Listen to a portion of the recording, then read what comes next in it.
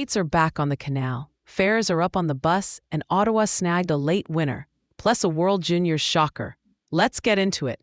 Today in Ottawa, sunny with a high of negative 11 degrees Celsius and a low of negative 22 degrees Celsius. If the deep freeze felt extra sharp this week, you're not imagining it. But we're nowhere near record territory. Ottawa's been riding classic winter swings as Arctic air dips south, which makes the cold snaps feel harsher after a run of milder Decembers. Perspective check.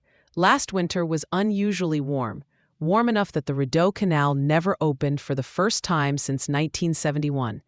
This year, freezing rain and snow gave way to solid conditions, and the canal officially opened on New Year's Eve.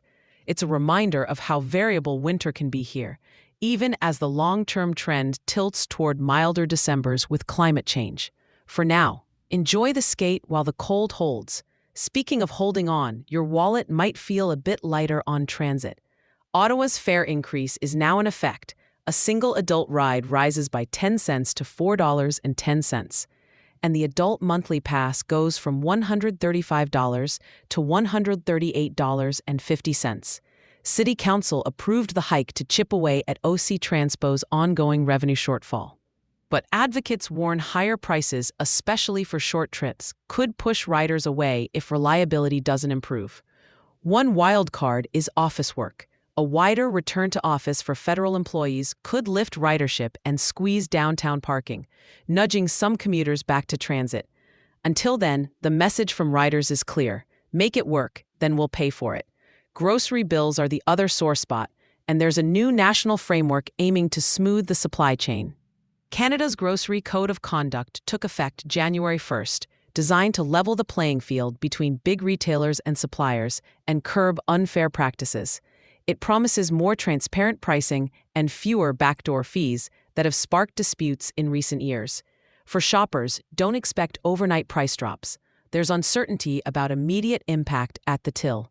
But if the relationships stabilize behind the scenes, it could mean fewer sudden price swings and a more predictable shop over time. After the last couple of years, predictable sounds pretty good. On the ice, a needed burst of joy for Sens fans. Ottawa snapped a 3-game skid with a 4-3 win over the Capitals, thanks to a late strike from Fabian Zetterlund.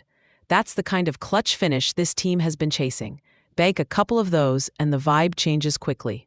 Keep an eye on how the lines settle if Zetterlund keeps producing in high-leverage moments. In Belleville, the Senators are putting community at the center of their winter slate. Their annual Women in Sports Night brings a pre-game speakers panel spotlighting leaders across the game, including Cody Parrott, a senior marketing director for the Ottawa Senators, and Jackie Jarrell, a decorated former player and fitness director for NHL officials.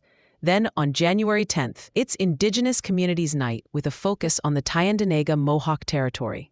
Expect cultural programming and specialty jerseys up for auction, with proceeds supporting Indigenous initiatives.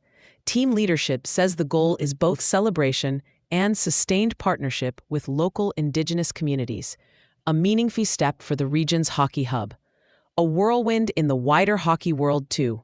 At the World Juniors, defending champions Team USA were knocked out in the quarterfinals by Finland. The Americans forced overtime with a late equalizer, only for Finland to bury the winner in sudden death, ending the U.S. bid for a three-peat and their medal hopes entirely. That's tournament hockey in a nutshell: momentum, then heartbreak. In the NHL, it was hat tricks and heroics across the board. Utah's Dylan Guenther delivered his first career hat trick and an assist in a 7-2 win over the Islanders, with Nick Schmaltz adding 2 goals and a helper as the Utah Mammoth rolled. Toronto's Austin Matthews notched the 14th hat trick of his career as the Leafs stormed back to beat the Jets 6-5. In Montreal, tough news. Key defenseman Mike Matheson is sidelined with an upper body injury. Jaden Struble draws in, and prospect Adam Engstrom steps up to help absorb minutes. The injury reportedly stems from an elbow to the head in a previous game. No penalty was called on the play. Meanwhile, Brad Marchand is set to skate in the Winter Classic and has been named to Team Canada for the Olympics. On the national economy beat, energy and equities moved in opposite directions last year. Brent crude posted its steepest annual drop since 2020, down nearly 20%, as OPEC Plus boosted output and markets looked past geopolitical disruptions from the Ukraine war to Middle East tensions. Oversupply worries outweighed production risks, even as headlines flashed from the UAE's withdrawal from Yemen to fresh U.S. sanctions elsewhere. Here at home, the S&P TSX Composite surged about 28% in 2025, powered by miners, financials, and standout techs like Shopify and Celestica. Market watchers say leadership changes in Ottawa, marking Mark Carney's move to the Prime Minister's office, helped steady nerves amid tariff threats and cross-border political friction, especially with sharply protectionist moves out of Washington. And those U.S. politics spilled into the jobs debate. President Donald Trump claimed all net job creation since his election has gone to American-born workers thanks to stricter immigration policies. Economists looking at the same data say there's no evidence to back that up. The labor market for U.S.-born workers has actually weakened, with unemployment ticking up for both native and foreign-born adults. As always, the numbers matter more than the narrative. Before we wrap, a quick reset. Ottawa's got sunshine and a sharp chill today. The Rideau Canal is open after last year's no-go. OC Transpo fares have nudged higher with big questions about service. And there's cautious optimism that Canada's new grocery code could cool off some of the chaos behind our food prices. On the ice, the Sens found a late winner. Belleville is celebrating women in sport and Indigenous communities. The U.S. bowed out at the World Juniors. And NHL stars are filling nets and injury reports. That's it for today. If you skate, layer up. If you ride, tap early. And if you cheer, keep the faith. It's a long season. Thanks for listening.